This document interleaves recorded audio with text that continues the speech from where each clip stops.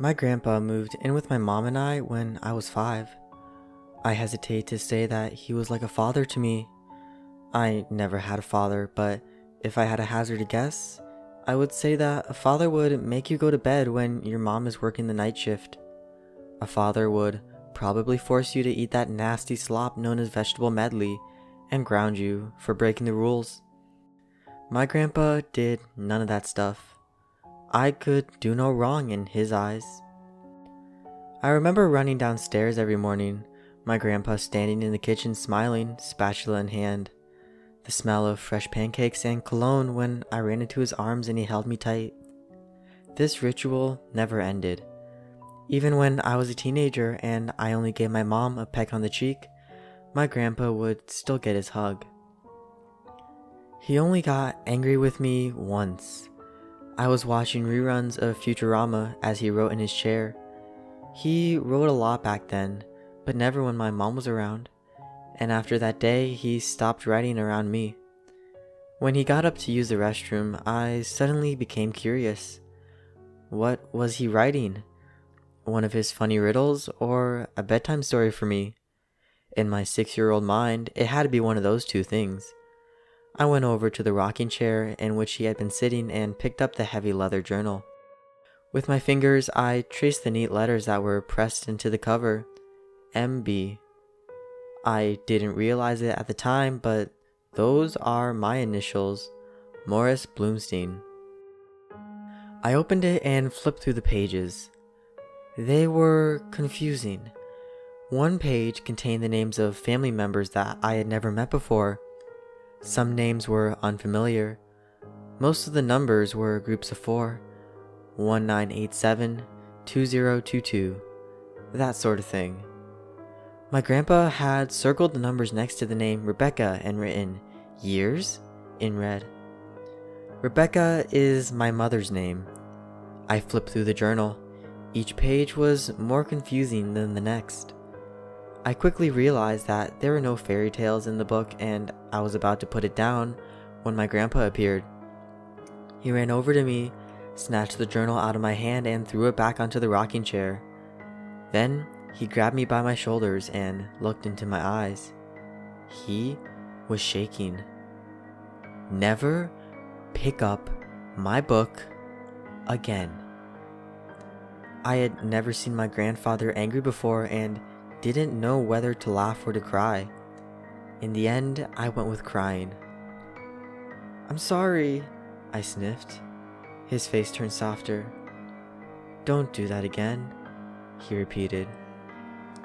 The anger had gone from his eyes, but I knew that he was serious, and I promised him that I would never look at his journal again. As the years went by, my grandpa became more and more somber. He repeated the same old jokes and anecdotes. He would post strange mathematical riddles and never give me the answer.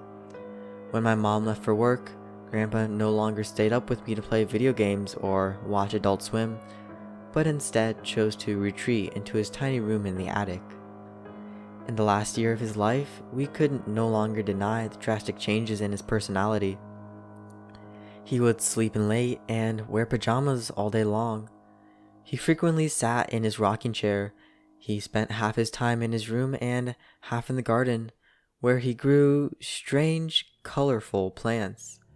For a while, he refused to eat meals until he lost so much weight that my mom begged him to eat. We also took him to the doctors, who gave him antidepressants, painkillers, and anxiety medication, which he immediately dismissed as bullshit on the way back home. I didn't see much of him at that point, except for those morning hugs, now late afternoon hugs, which were as tight and sincere as ever before. One day I had a friend over. Rather, he was a classmate who heard that I had a PlayStation 4. When I went to the kitchen to grab us a snack, I heard him walking up the stairs. I thought that this was strange and a bit rude, so I shouted after him. He ignored me, and I could hear him going all the way up and open the door to the attic. I dropped the sandwich that I was making back onto the plate and followed him. "Wow, your grandpa lives here?" I stood at the bottom of the second floor stairs and saw him at my grandpa's doorway. "What are you doing?" I repeated. "Get the fuck out of there." "I just wanted some pills. Old people got pills, but your grandpa is fucking crazy, man. I'm out." Before I got the chance to get angry, my friend stormed down the stairs, pushed me aside, ran down the second stairs, and flew out the front door. "Psychos!" he yelled before he slammed it shut. Now I was mortified, and with that came a certain curiosity. My grandpa was busy in the garden, listening to the radio and deaf in one ear. He couldn't possibly have heard everything that went on here. Besides, I was so concerned about him, and even though I am ashamed to admit it, a little bit scared of him as well. So I decided to invade his privacy.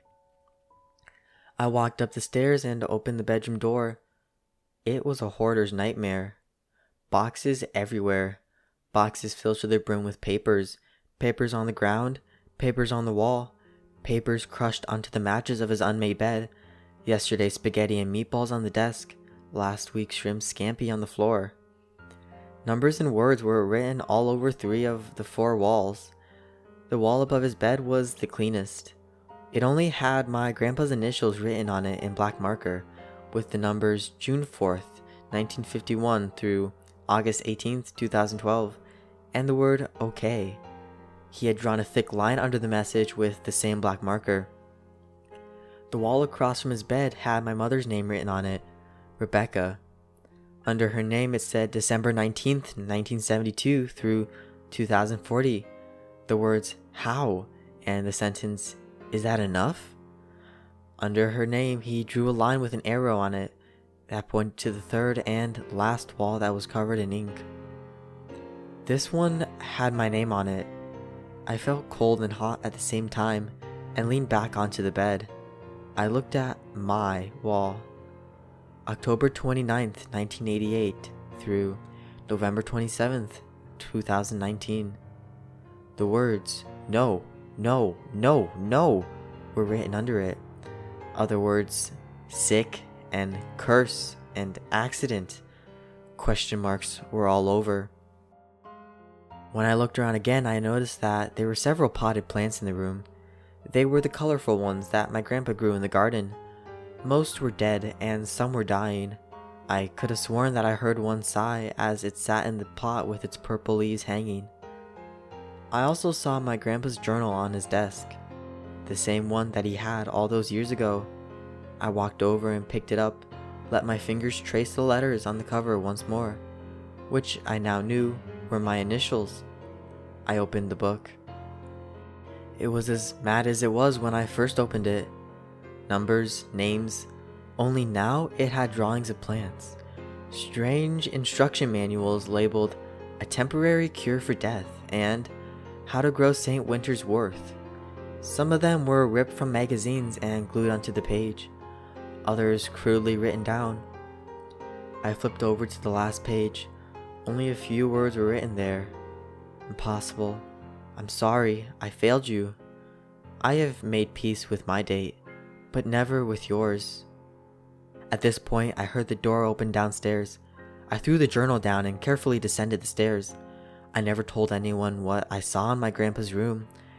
I was no longer scared of him, as strange as that may sound. I understood him now, and it brought us closer.